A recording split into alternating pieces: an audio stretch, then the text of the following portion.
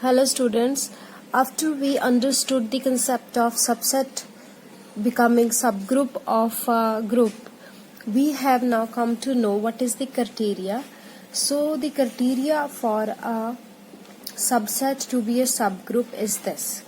For any two element A and B in H, if A into B inverse also belongs to H, this implies that subset is a subgroup. For proving a subgroup, it is enough to prove this criteria. Now we will apply this criteria for a theorem, that is, intersection of two subgroups is again a subgroup of G. Now we are going to prove this. For this, let us take H and K be two subgroups of G. Because these two are subgroup means two things. First, H and K are subsets of G and H and K are groups. H and K are subsets of G and H and K are groups themselves under the same operation, that of G. Now these two are subgroups. This means these two are subsets of G and their intersection will also a subset of G, right?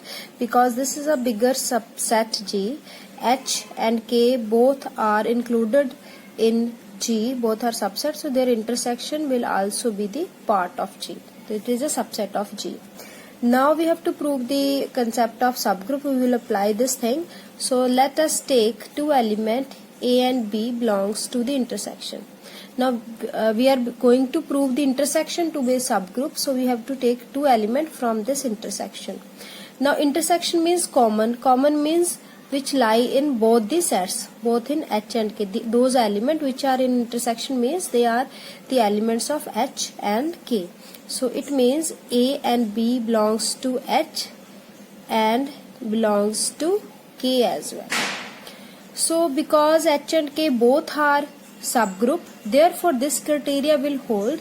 It means A into B inverse belongs to H and A into B inverse belongs to K as well. Why? Because H and K are, we have taken them as subgroups of G. So this is a same element which belong to both the sets. It means it will belongs to their intersection also. So this is the common element. So it must be in their intersection. So intersection means we get this property if we have taken two element A and B from this intersection. This type of element is also in the intersection means H intersection K is a subgroup of G, because these are subset of G, so that will be intersection will be the subgroup of G. So we can extend this theorem to any number of sets, because here we have taken only two sets and the intersection is again a subgroup of G if both these are subgroups. So if we have more than two, any number of the subgroups of G, then also the intersection of that collection will be the subgroup. So now we will prove this thing.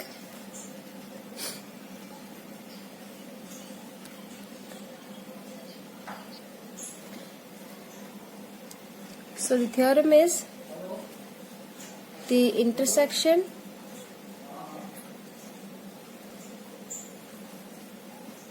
of an arbitrary family of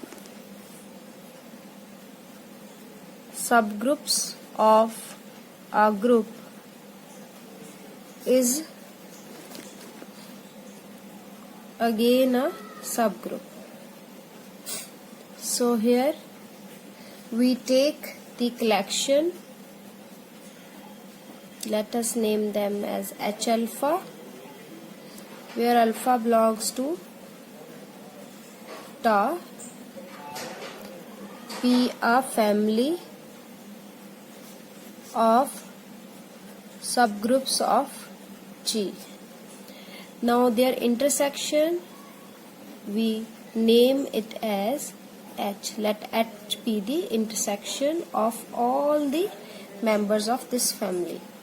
Now we have to prove that this intersection, that means H is a subgroup where all H alphas are given to be subgroup of G. So whenever we have to prove any set to be a subgroup, first of all we will show that they are non-empty. So as E belongs to H alpha for all alpha belongs to tau, therefore E belongs to intersection of H alpha, because E is element of each of the subgroup, because subgroup means it is a group and group must have identity element. So identity element will be there in each of the subgroups. In each means it will be in the intersection, and intersection we have taken equal to, this is H. So E belongs to H means H is not is equal to 5. H is non-empty collection. So now we will prove that the criteria hold for this set.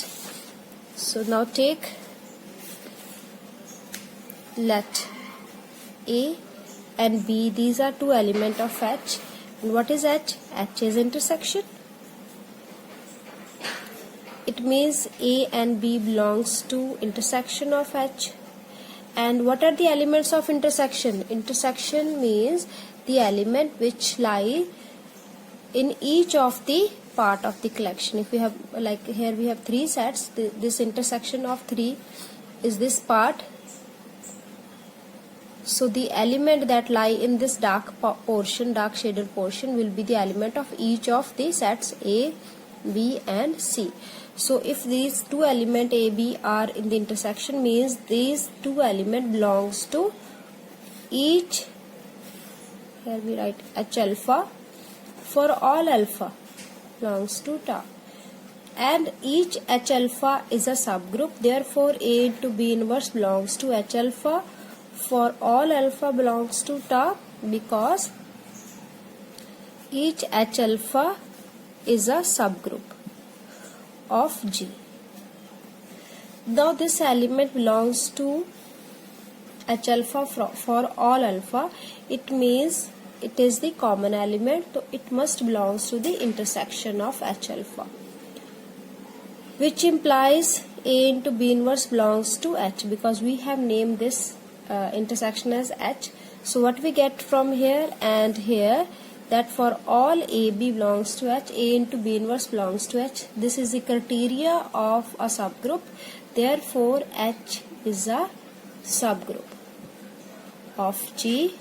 So, because it is a subgroup, and what is it? It is the arbitrary intersection of any family of subgroups. So that proves the result. Now, intersection of any number of subgroup is a subgroup. That is proved now. But about the union, if we have two subgroups, what about the union? It is a subgroup of G or not. So here we have one example. Let H is equal to 2 into Z, all the integral multiples of 2. We have this set as H, and K as all the integral multiples of 3, right? These are the two subgroups of G. And what is G? G is set of integers. Under addition we have taken, because we know that the set of integers is a group under addition only. So these are the two subgroups. We can easily check these are subgroups. Now whether their union is a subgroup or not. Now we consider H union K. Union means we have to write together all the elements of H and K. So we have now all the multiples of 2 and all the multiples of 3 here. Now if we have one element,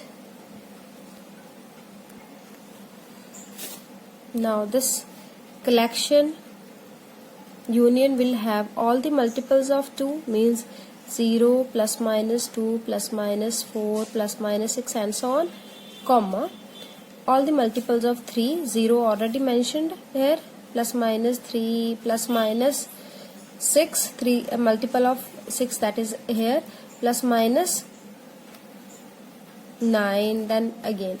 So in this way we will have this union. So we take two elements from this.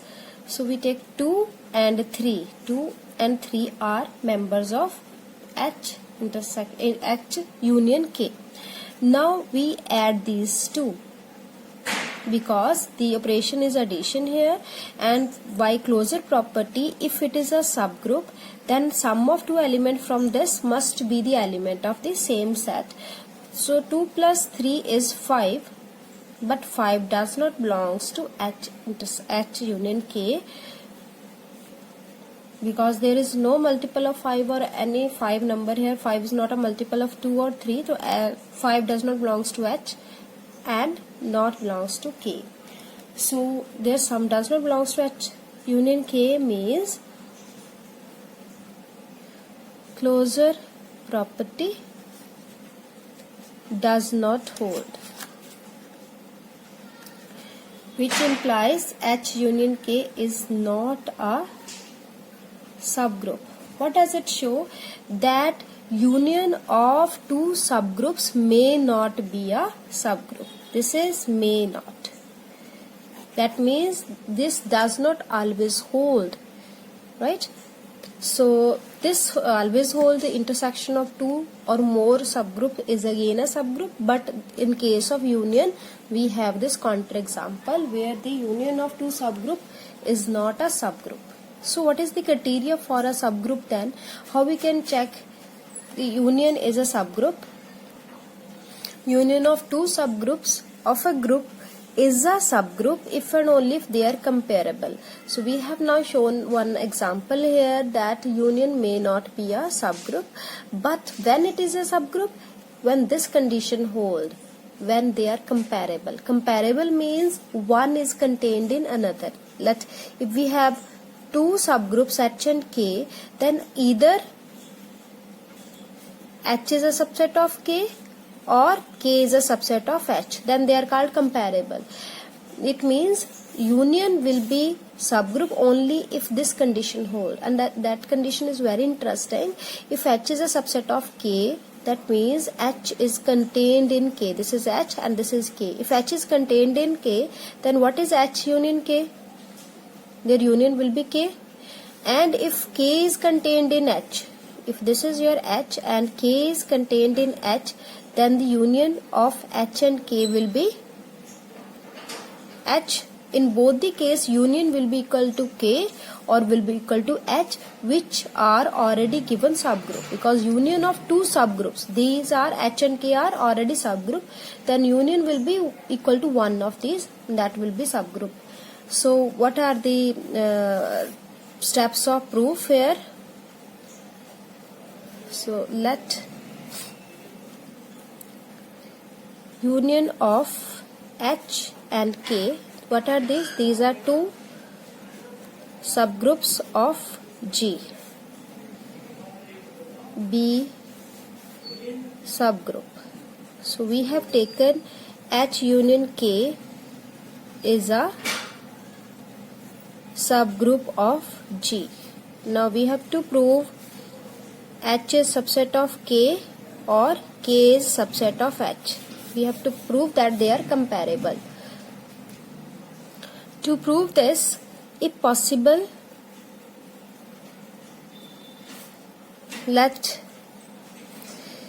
H is not contained in K and K is not contained in H. We suppose the reciprocal.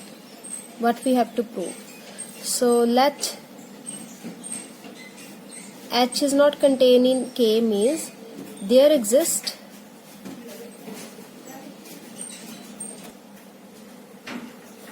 some A belongs to H such that A is not into K.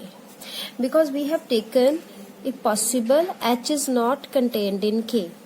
H is not contained in K means like this is H, this is K. H is not fully contained in K means there is some A which is in H but not in K. So this is A element. Similarly, K is not subset of H means there exists some B in K such that B is not in H. Similarly, as H is not fully contained in K is not fully contained in H, therefore there must be some element B which is in K, not here, it will be here, the element B in K but not in H. It is not in H, B is in K only, it is not in H. So we have taken A and B elements such that A is only in H and B is only in K. But both these elements, A and B, must be in their union. Right? Union, for union we have to take all the area, so A and B will be included in the union. Now we will apply here the criteria that A into B inverse will also belongs to A union H union K, because H union K we have taken as a subgroup. So if it is a subgroup, the two element belongs to H union K means A into B inverse also belongs to this. So any element like this A into B inverse belongs to union means the collection of both the elements H and K. So it means A into B inverse belongs to H or this belongs to K. We have two cases now. Union means either in H or in K. So if first case we have taken, if A into B inverse belongs to H, right? Now A is also the element of H. We have taken A is the element of H. Now if A is the element of H, then A inverse also belongs to H, because H is a subgroup. So subgroup means inverse of each element will be in H. So this A inverse belongs to H, this also the element of H. Now the product of these two, so A inverse we keep it in the first place, then A into B inverse. These are the two elements, their product must be in H. So it implies A inverse A, change the bracket because of associative property. So this gives us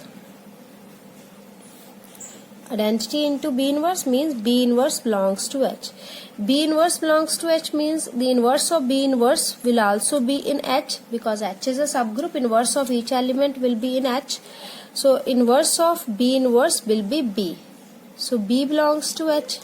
What does it show? B belongs to H is the contradiction to what we have supposed.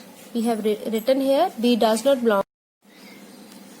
So which is a contradiction.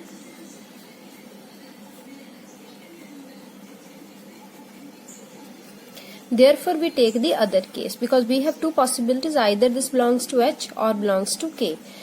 So the second case, if we take,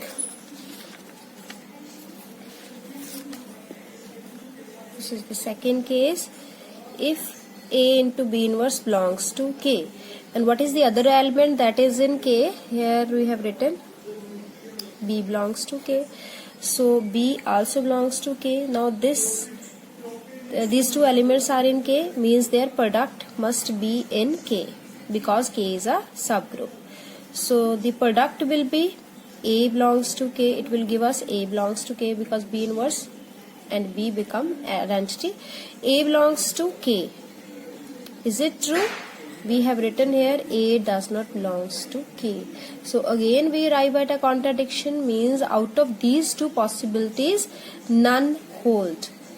Neither this belongs to H nor this belongs to K, which is again a contradiction. Therefore our supposition is wrong. What we have supposed? We have supposed here, if possible, let H is not contained in K or K is not contained in H.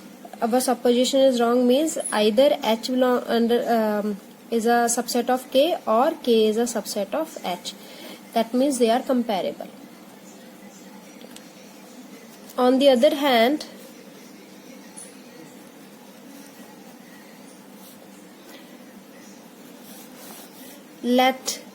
because this the question was if and only if, so let the other part be true. Let if H and K are comparable, means H is a subset of K or K is a subset of H. So case 1, if H is a subset of K, means H union K is nothing but K. We have already shown it. Similarly, case 2, if H is a subset of K, then H union K will be equal to K, which is already given to be subgroup. In both the cases we have the same thing here, that H union K is a subgroup if H is a subset of K or K is subset of H. That is the converse of the result. So this was all for today.